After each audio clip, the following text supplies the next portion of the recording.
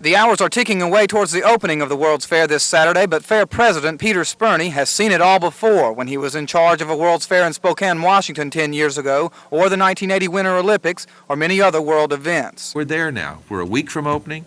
You know, all the gloom and doom that everyone predicted, where is it? Where is it? There's a great show here, and it's going to open soon. On the money problems, which forced this fair to borrow $10 million from the state of Louisiana. We could have built temporary buildings out there. We didn't.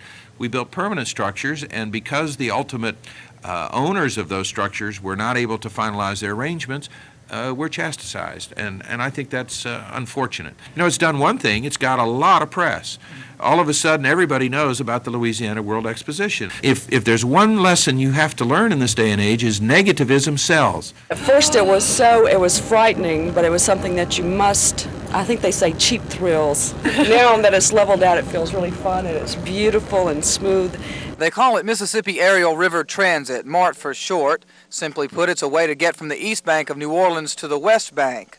But MART is not exactly just another ride to town. Oh, it was lovely. Really beautiful. It's something that you would never see. It was outstanding.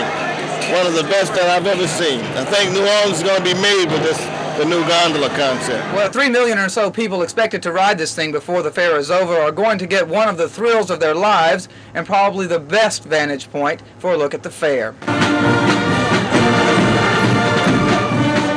For a $3.50 fee, 56 small gondolas will slowly and smoothly carry passengers across the Mississippi River in 4.5 minutes.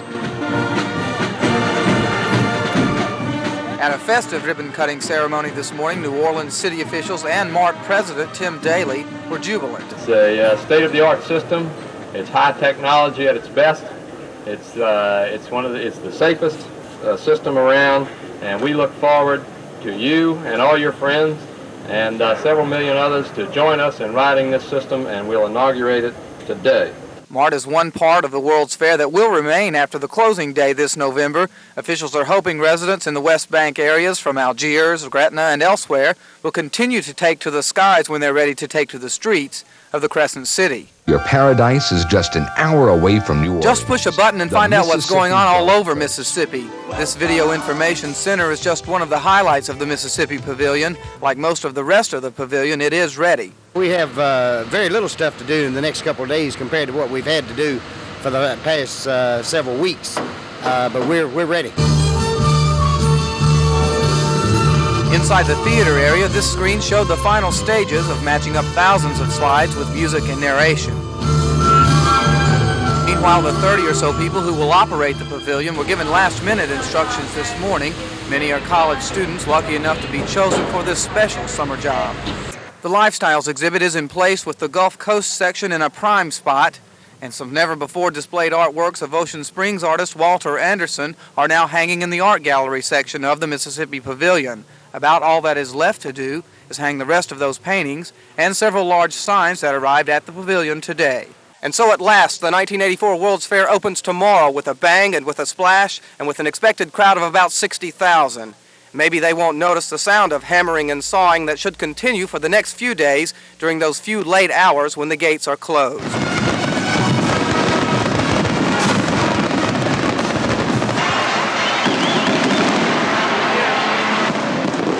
They were shots definitely heard around the world today, these skyrockets exploding over the city of New Orleans. Showtime at the World's Fair was perfectly timed, beginning with the U.S. Marine Corps band. The roll was called this morning with 21 countries present and accounted for. A group of dignitaries proud of their amazing achievement of getting a World's Fair actually produced took their turns at the podium. This 1984 Louisiana World Exposition is different. It is a living example. It showcases one of America's greatest cultural inventions, the city of New Orleans. Over 1 million square feet of show, a unique combination of the best the world and Louisiana have to offer. A feast for the mind, a feast for the eye, and a feast for the palate. This exposition is more than simply a time of good times. It's a time of hope and aspiration. U.S. Commerce Secretary Malcolm Baldrige brought with him greetings from President Reagan to the opening ceremonies today, while the Gospel Soul Children brought rhythm with them. The explosion of fireworks at noon was a welcome sign to the thousands who crammed against the fair gates, a sign those gates would soon open. What brings you to New Orleans today? I live here. Once inside, they looked and liked what they saw. Very good. Hope to come back again. I think it's terrific. It's fantastic. What's terrific about it? Everything. It's fine if my feet don't hurt any worse than they're hurting right now.